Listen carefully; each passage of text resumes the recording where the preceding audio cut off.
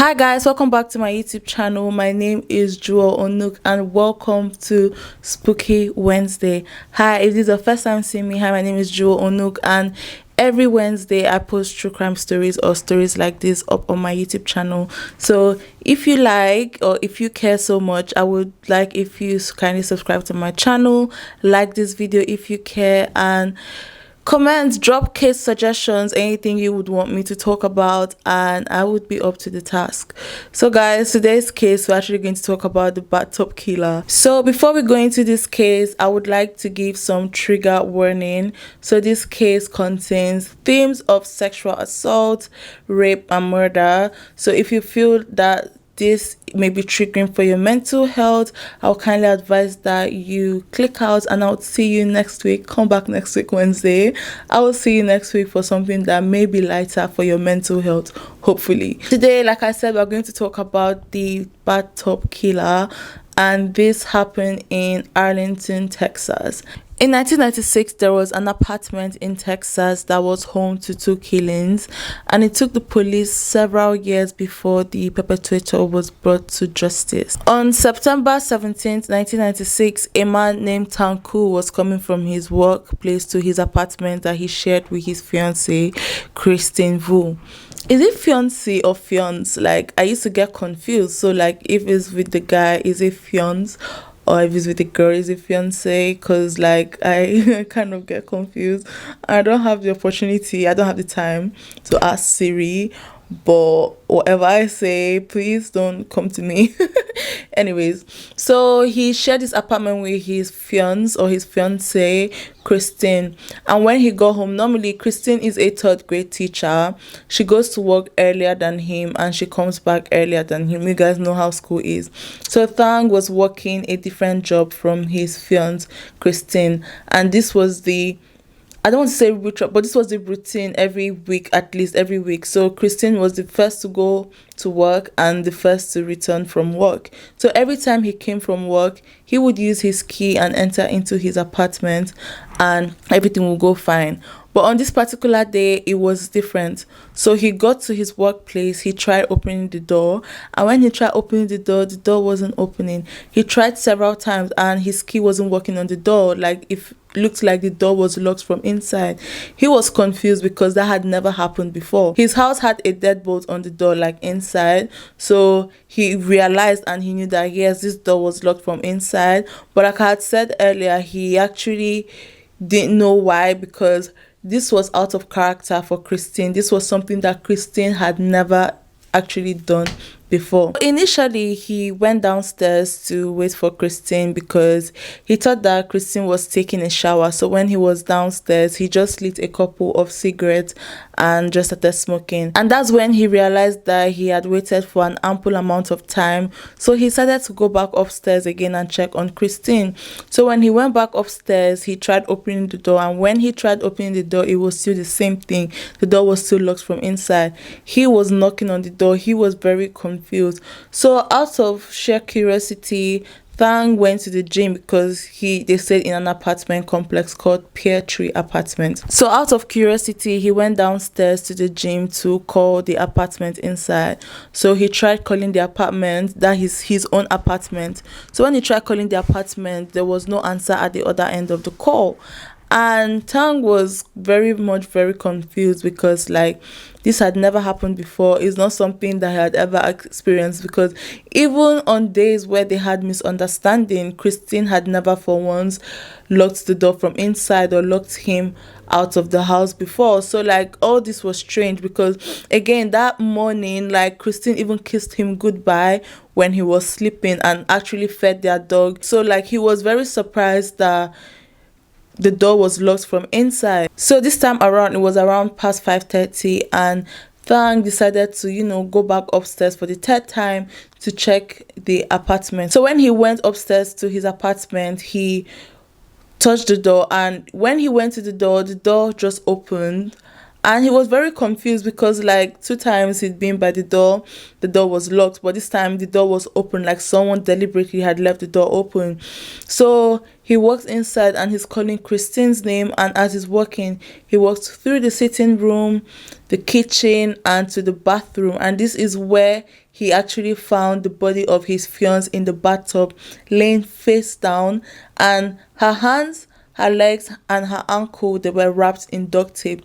Immediately, without thinking, Thang Ku brought Christine out and placed her on the floor, and he was trying everything possible, maybe she was alive, like to make sure that she was alive, but he was just so confused at this time. So Thang Ku, he's devastated, he's distressed, and he runs out of his apartment. He's screaming for help. He screams for help that he actually lost his bearing and he was actually out of breath. So when he got his stance, he decided to call 911. And when he called 911, he was asking the receiver to bring somebody to the house straight away. So around 5:45, paramedics and the police, they were on site. So let's not forget, Thang got home like around 5:30, and the paramedics, they came in like around 5:45. So this whole episode that this had happened just happened within the span of 15 minutes. I know the way I explained it may have seemed like it was for a whole long time, but no, it was for 15 minutes. Initially, when they saw Christine's body, there was no sign of gunshot. All they knew was that her hands were tied and her feet were bound together. And also, when they looked around the house, there was no sign of robbery, and just almost immediately, the police, they had actually ruled out robbery. This was when, as they were at the crime scene, they just started to do like a pre-interrogation on her fiance. They asked Thang what happened, and Thang, he was so out of breath at this point. He was panicking. He was so scared. But after a few minutes, was able to narrate the whole story. He had told the police of how initially he had thought that Christine was in the shower, because when he came in, like the door was locked from inside, and how he went downstairs to it. Basically, everything that I explained to you. Not until he came in the third time and he had seen that, wait, this door just opened immediately, like somebody had just left, and then he walked through the house and saw his fiancée in the bathtub. Some sources said that he laid her beside the bathtub, while some sources said that he took her to the living room. But either ways, he brought her out, because at that time, I know people be like, why did he tamper with evidence? But like, this guy was in a state of distress at that time, and all he wanted to do was just to save his fiancée at that time. He wanted to save his fiancée. He didn't even care what happened, if he was going to mess with the body or if he was going to tamper with evidence. All he cared about that time was saving her. So he brought her out of the bathtub, and he actually tried, but he realized that she was gone. Initially, the police, they were not buying this whole story, because they were wondering like, why was the door locked from inside? And they were very confused about that. But Thang actually told them that him too, he was confused, because honestly, this was out of character for Christine. He had said that Christine had never done this before, that upon the fact that yes, they had a deadbolt, Christine had never locked the door from inside. So when it happened, it was kind of strange to him and was wondering why. But then the police also now asked him and was like, was there any strain in your relationship? And it was like that there was no strain in their relationship, that they had actually even planned on getting married the following year.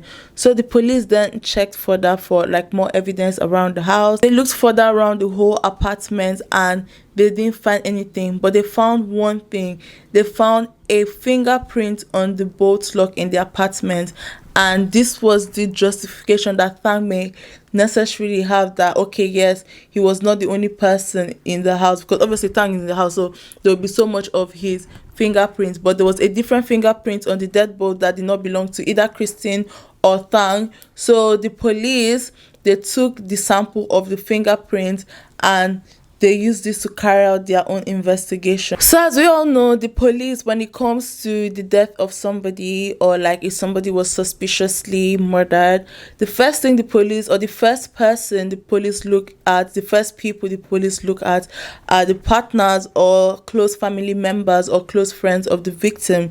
So with this, the police used this opportunity to actually interrogate Thang. They asked him so many questions as to how his relationship with Christine was before Christine's death. He told police that on the day of Christine's death that he listened to her get ready for work, and he said that he actually heard her cooing to their dog Caramel, and she also made bagel. So that morning she made bagel to go to work, and she whispered to him goodbye, and he smiled with her with his eyes still shut.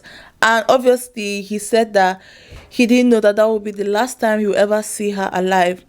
Thang Ku was very cooperative with the police.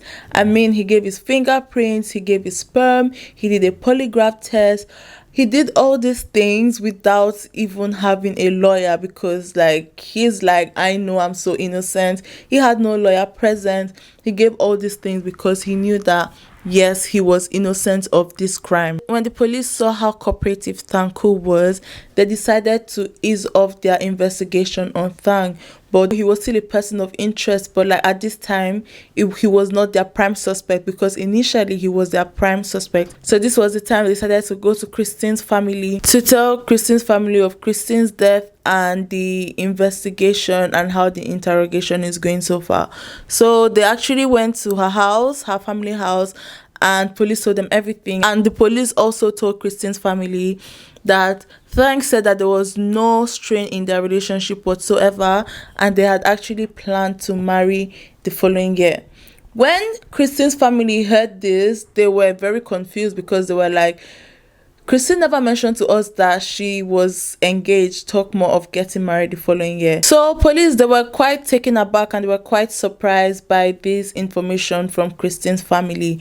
Even Christine's elder sister, she had actually confirmed that the week of Christine's murder, that she had spoken to Christine, and Christine never for once said that Thang proposed to her, talk more of getting married. But let's be honest, like, we know that when we are in love or when we have significant other, it's just normal for us to see ourselves with them for the rest of our lives. So like maybe it was a pillow talk kind of thing, like, oh, we should get married next year. But like maybe Christine didn't tell her family because it was not yet official, or it was not yet formal. Maybe Thang had not proposed formally, and she was waiting for Thang to actually propose formally before, telling her family. Because I mean we all have been there. We're like, yeah, we're getting married next year. Yeah, but like you just say between yourself, you don't find it necessary at that time to like maybe tell your friends or tell your family members or people that you vibe with, because it's not formal. Do you understand what I'm trying to say? So maybe that was what happened. I was not there and there's no information about that, but like obviously you guys get where I'm coming from. So the autopsy came back, and it was discovered that Christine had died from manual strangulation with drowning, and the police also found out that she was sexually assaulted.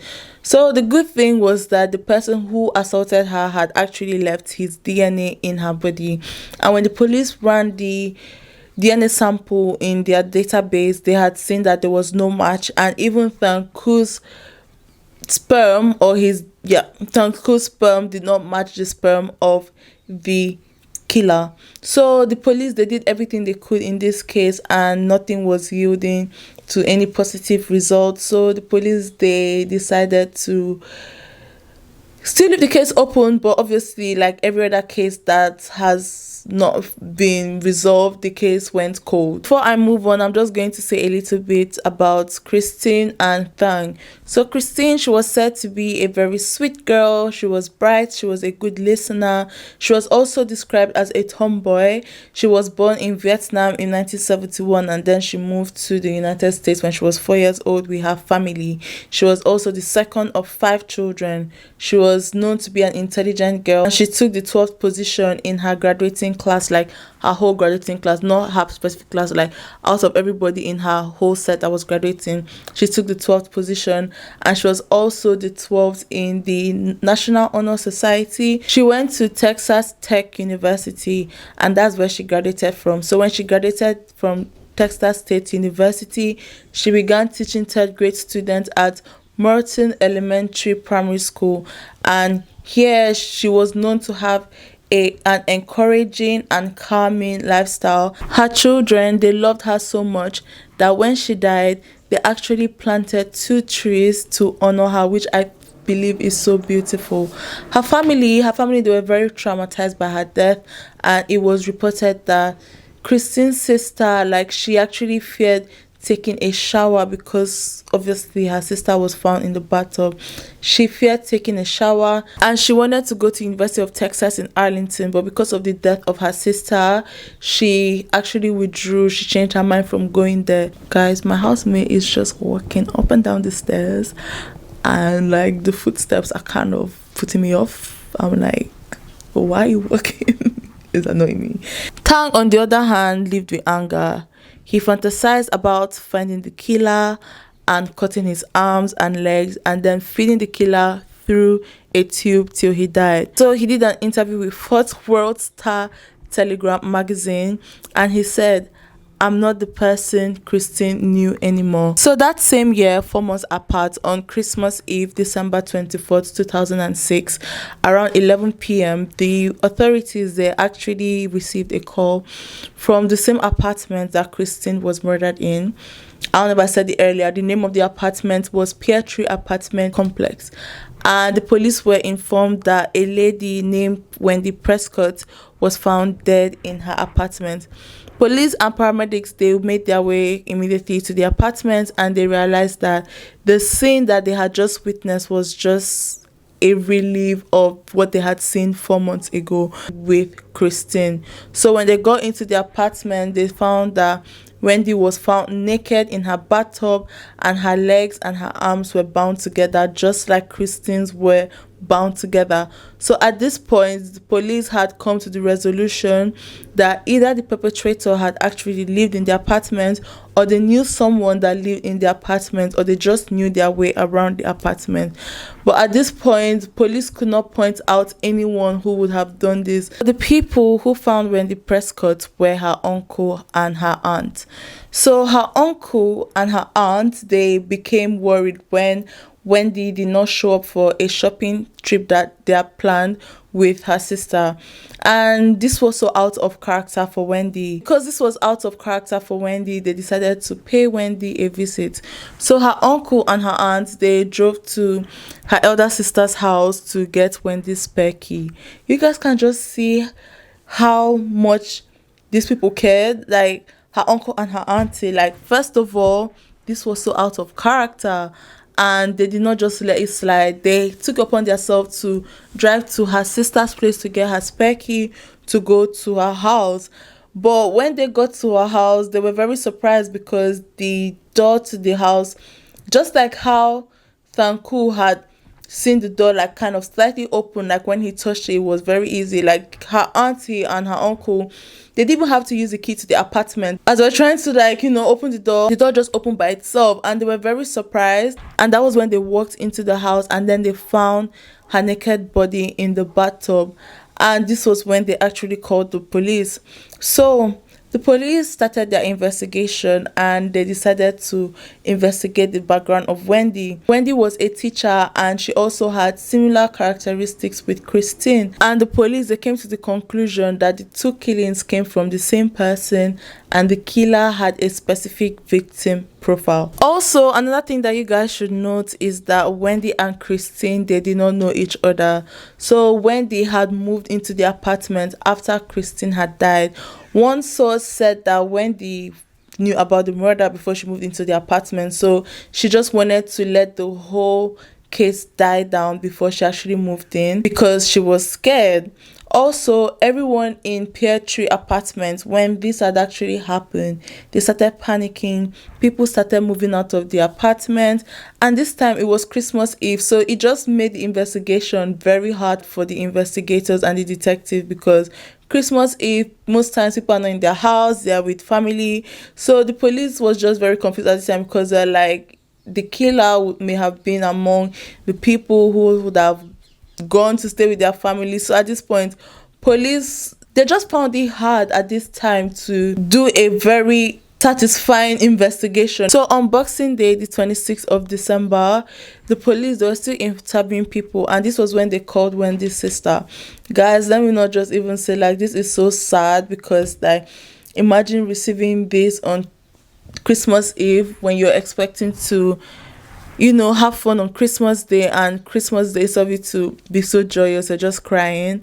That is so sad. The police, they were still interviewing people, and they decided to call Wendy's sister. Here, Wendy's sister told the police a very important piece of information, and this was what the police actually used as a lead. So Skylar told police that Wendy actually had a stalker who had promised to kill her and no one would find her body, and that she was going to die like her mom.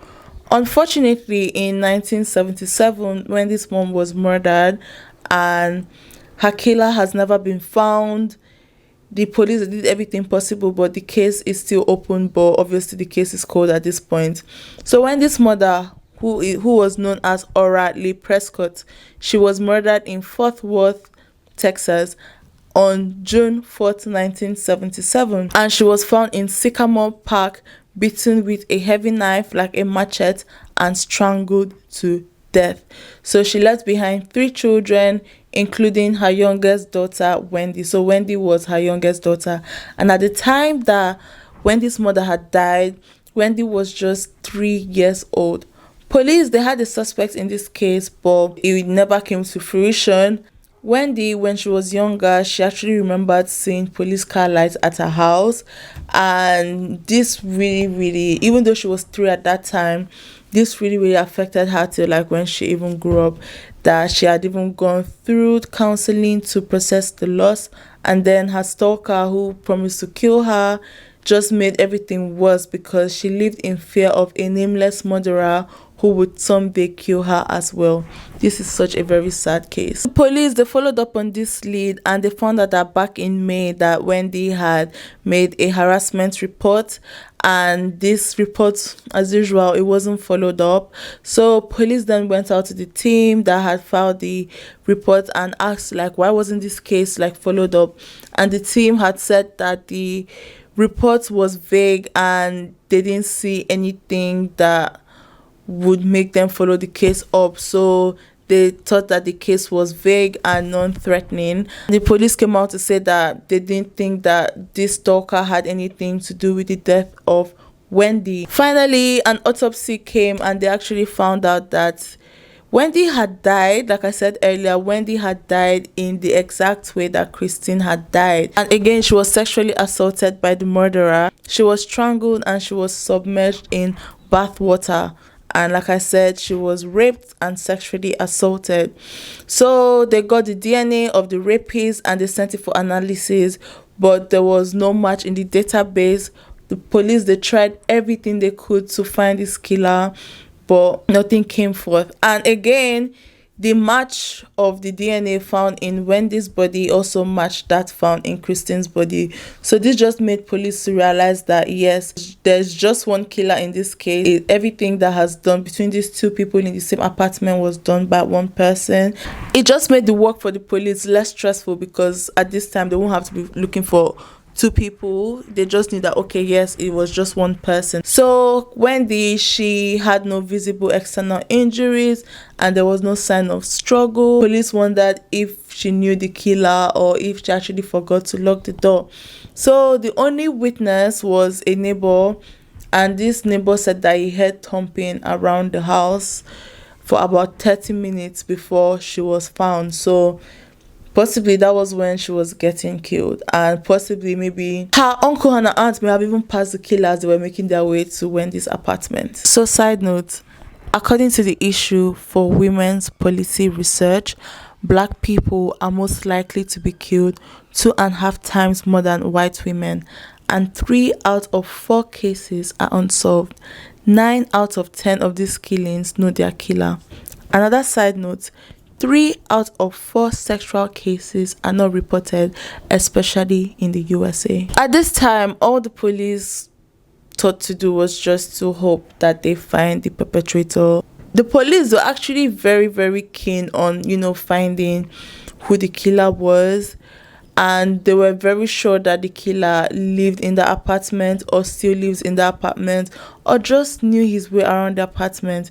In 18 months, the police, they had actually interviewed over 300 suspects, but none of these actually came into fruition. So I'm going to tell you guys a little bit about Wendy Prescott.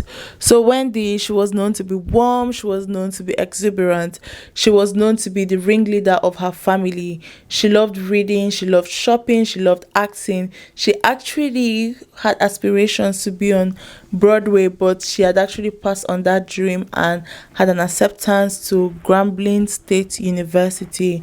She was estranged from her dad, but she had strong ties with her half siblings and her extended family. Oh my god, guys, plot twist.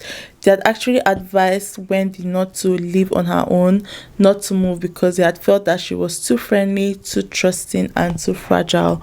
So instead, she took classes at Tarrant County Junior College, and she worked odd jobs before landing as an educational aide at Emma Nash Elementary School. So moving forward, I'm going to tell you guys the similarities between Wendy's crime and Christine's crime.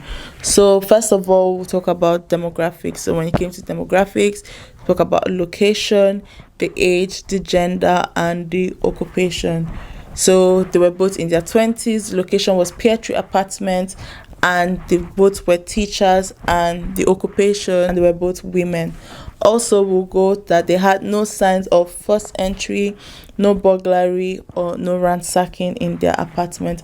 Another similarity was that the perpetrator was likely hiding inside the apartment for them when they actually returned home.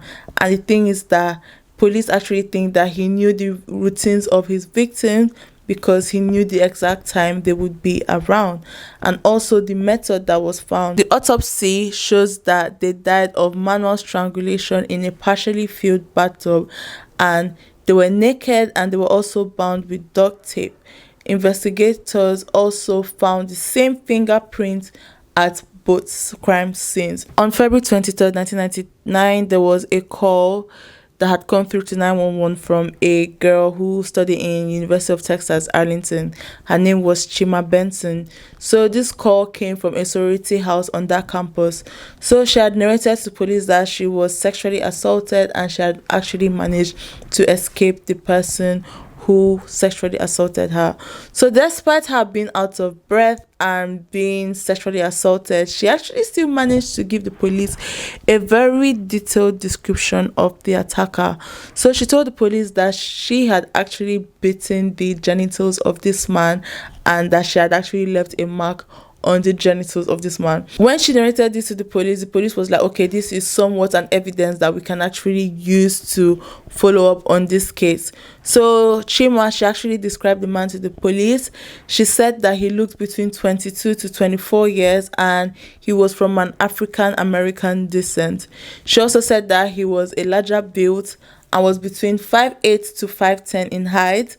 And with this description, the police at this time, they had thought that they had enough information about the person who had been torturing women in Arlington. Should I even say it now? I don't think I should say it now. Let me just, before I go forward, you guys are going to tell me if this guy looks 22 to 24, because if I had seen this guy, I won't even think he looks 22 to 24. Like, one day, a detective, he actually got a phone call from a woman who said it would have been me. And at this time, the police is confused. He's asking, what are you talking about? And she said not only was she a friend of Wendy Prescott, but she also used to live in the sorority house that Chima was attacked in because of the same problem. So the woman, she had actually come forward to say that her ex had been stalking her, and that she thinks that her ex was the person that killed Wendy and tried to kill Chima.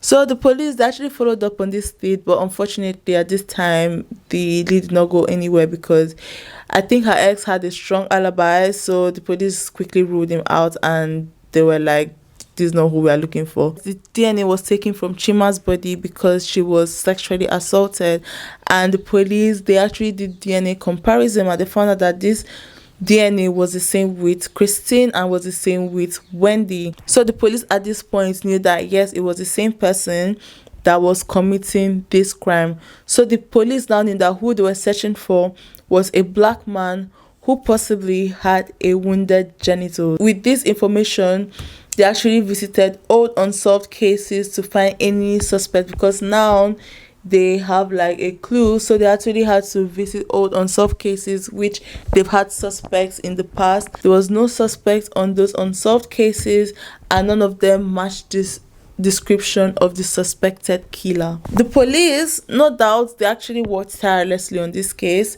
They knew that one day, in one way or the other, they were going to find their killer. In October 1999, 4 years after Chima's case, the police, they got a call from a woman who said in Grand Prairie is in Texas. It's a totally different city from Arlington. It's actually not in Arlington. It's another city in Texas.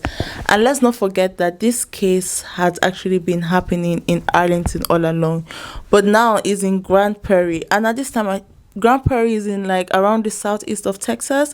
So at this time, the police, they're like confused because this has been happening all along in Arlington. So the woman who called, her name was Adrian, and fun fact, she actually used to live in Arlington, and she actually left Arlington because of the crime. So in quotes, she said, "When I had seen it on TV, I just had this crazy feeling that I am next. I just knew it. I can't explain it." And this is the thing.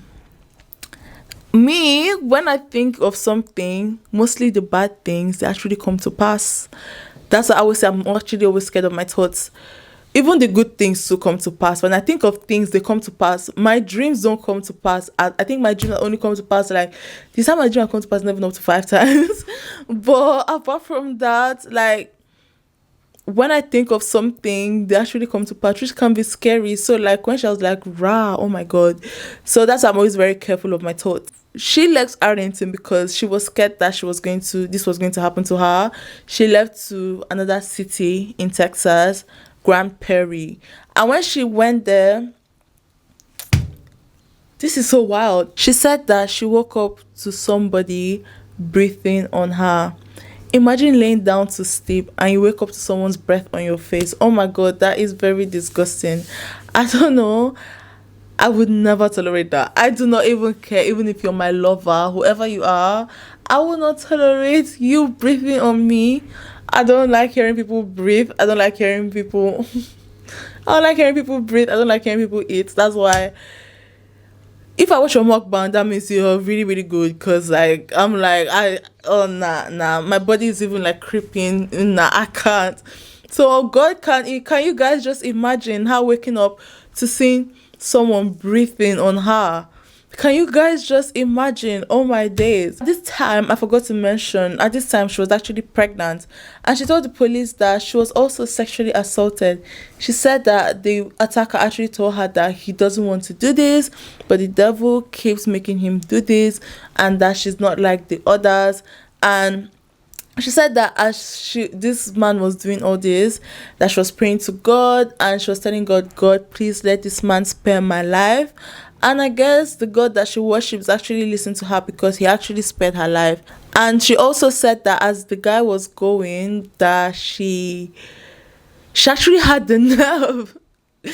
She had the nerve to ask this guy. She was like, what's making you do this? So let's not forget that the guy had a gun pointed to her. I didn't mention this. The guy was pointing a gun to her as he was sexually assaulting her. And as the guy was leaving, she had the nerve to ask him. I won't even say she had the nerve. She was brave enough. I think that's what I should say. She was brave enough to ask him, why are you doing this? And the guy just turned to her and was like, I don't know. If it were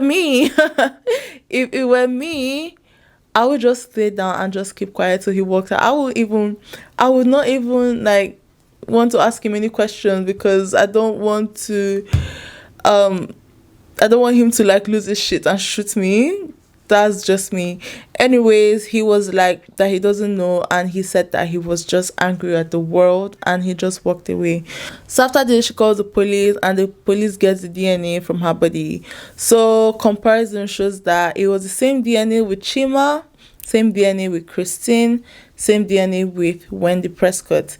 And the problem was that even though they had all this, there was no suspect.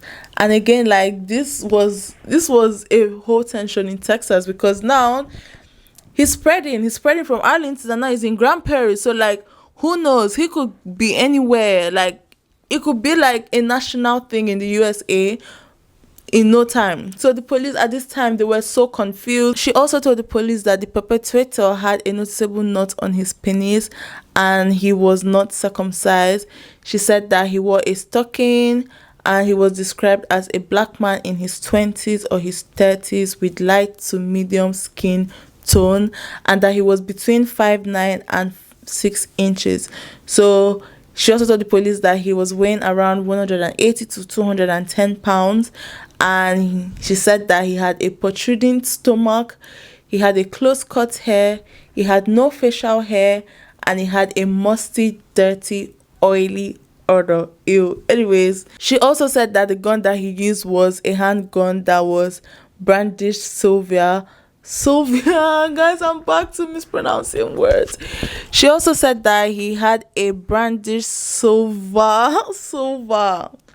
She also said that he had a brandished Silva semi-automatic handgun. Guys, sometimes I struggle between pronouncing Silva and Sylvia. Silva and Sylvia, I struggle with pronouncing those two words, so please, yeah. I may be on the spectrum of dyslexia, it's just that over here it's very expensive to diagnose that, so I'm like, I've been living my life like this, so let me just continue.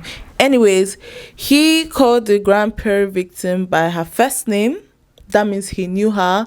And she also said that she felt like she had actually seen him in the area and that he may have actually even been to her apartment before. On this occasion, she said that when she came back, that the lights were on when she came back, like on the time he may have been to the apartment, because she switched off her lights when she went out, and then when she came back, she saw her lights were on, and I think that was the day she had actually seen him, but like maybe not possibly in the apartment, but she was like, there was a time she went out and she came back, the lights were on, and she thinks that he may have been in the apartment before. By the summer of 2000, the Texas police, they sent the DNA sample and the fingerprint to the FBI to find out if there is a match. And this time, the system comes up with a name. The police found out that the fingerprint belongs to a 27-year-old man named Devon. Guys, please, look at this picture. Guys, look at this picture. I don't want to be somebody. I don't want to be somebody that will come out and kind of, it's not like I'm shaming him, but I would never in my life guess that this man is 27 years old. Guys, look at this picture. I would never guess that this person is 27 years old. And what baffles me is, how did they actually say, oh, he was in his 20s? He was 22 to 24. I would never. If it's me, I'll be like, maybe it's like 35 to 40. And that would be sad, because that would be what the police will go with, 35 to 40. But no, this man, they actually guessed his age right. The previous year, he was arrested because he was caught in a burglary case. And this was how they had his fingerprint in the first place. So if he was not caught stealing, or if he was not caught in a burglary case, he won't have been caught doing all this nonsense that he's been doing. He also matched the very description that Chima had actually given the police. And finally, there was a breakthrough in this case. So Dale was actually invited for questioning, and when the police had gone to him to question him, he was aggressive. He was like, I'm not going to follow you guys, so you guys get me a warrant. And the police were like, there's no problem about that. So immediately they obtained a warrant for his arrest, and this was when they invited him to the interrogation room. And when they had invited him, they started questioning him, and then they took him to the bathroom or to a private area to just check his dick. And when they checked his genitals, they had actually found out that yes, Chima had actually beaten him, and they had seen where Chima had actually beaten him. So this was the more confirmation that yes, they had actually found their guy. So they're like, now we have found our guy, but they needed more evidence. So like, they pretty much had everything, but like, you know, police, they're never satisfied. And they knew that the people that they had seen, they were not the only victims that this guy had been with. They knew that he had actually done this to several other people. So police actually went further. They had actually taken his blood sample and his other DNA just to match the DNA that they had obtained from the murder victims and the sexually assaulted victims. And when they had taken it to the lab, they came back and said that yes, it was a match.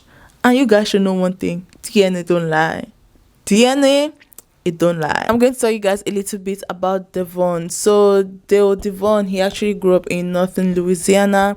He graduated high school and he was actually known to have no family issues. Like, he had no family issues, like no daddy problems, no mommy problems, nothing. He actually, guess what? He actually used to live at Peachtree apartment at the time that Christine was murdered. But he moved out shortly before Wendy was murdered. So I'm guessing he lived in Peachtree apartment when Christine was murdered to when Wendy moved in. But before he murdered Wendy, he had actually moved out. And the scary thing is that at the time of his arrest, he actually had a girlfriend and he lived in a quiet Central Arlington neighborhood. And neighbors, they actually described him as quiet and odd. And they said that he rarely left his duplex. The thing is, he never had a steady job and he actually never waved back. I know those kind of people that you wave at them or you say hi to them, they just look at you like, and then you don't do it again because you're like, yeah, I used to have a neighbor like that in my former place. He was just living opposite. Like, you wave at him, he won't wave at you. And he used to tan himself a lot. Like, he used to look red even during the winter, and it was fake tan. I know, it was fake tan. You wave at him, he won't wave back. So, few occasions he will, but most times he wouldn't. Especially if you're black. I swear.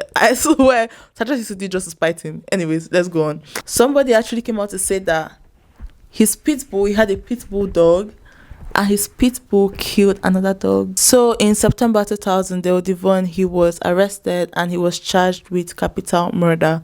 His trial was in 2003, and DNA evidence actually led him to 5 cases of sexual assault alongside Wendy and Christine. The police, they actually knew that there was more than 5, but obviously 5 was what they had gotten at that time. Since fiancé, Thang Ku, he actually narrated the crime scene, and Wendy's uncle and aunt, they had actually also come and they had actually narrated their own version of what they had seen. On January 8th, Dale was found guilty of murder and sexual assault, and all 5 victims, they gave their testimonies and they had actually said their story. On 10th of February 2009, Devon, he died by lethal injection. Before his execution date, he had actually filed at least 5 appeals and raised around 14 claims about his violation of his right and unfair trial. His conviction was affirmed by the Texas Court of Criminal Appeals, and all his appeals in his court were denied. His original date of execution was on November 27, 2007. However, he received a stay of execution by the Texas Court of Criminal Appeals, while the Supreme Court had to review whether the Texas lethal injection protocol was constitutional. So guys, now I'm going to tell you guys other crimes that were linked to Devon. On September 21st, 1998, a woman was raped in her apartment. Then on October 2nd, 1998, just yards away from the previous woman who was just raped in her apartment, his final words were, "My only statement is that no cases ever tried have been error-free. Those are my words. No cases are error-free." Anyways, this brings us to the end of our case. Guys, if you enjoyed this and how I told the story, kindly subscribe to my channel, like this video if you care. And again, every case I cover, actually from the last 2 cases, I have a Medium account where I have the written version of this case on my Medium account. So if you care, if you love to read true crime cases, like I do love to read true crime cases, which is so weird because I don't like reading. Okay guys, in general, I'm not neurotypical, so some certain things I don't do, but I am still learning. So guys, thank you guys so much for stopping by, and thank you guys so much for all the love that have been shown recently to my channel. I do not take it for granted. And again, as usual, every source that I get my cases from are in the description box. And thank you guys so much for stopping by. Please share this video if you care. I would like to see more likes and I would love to see more comments. I love you guys so much, and thank you so much for making it possible for me to be able to chase my passion through you. This means the world to me. Thank you. Until next time, actually until next week. Bye.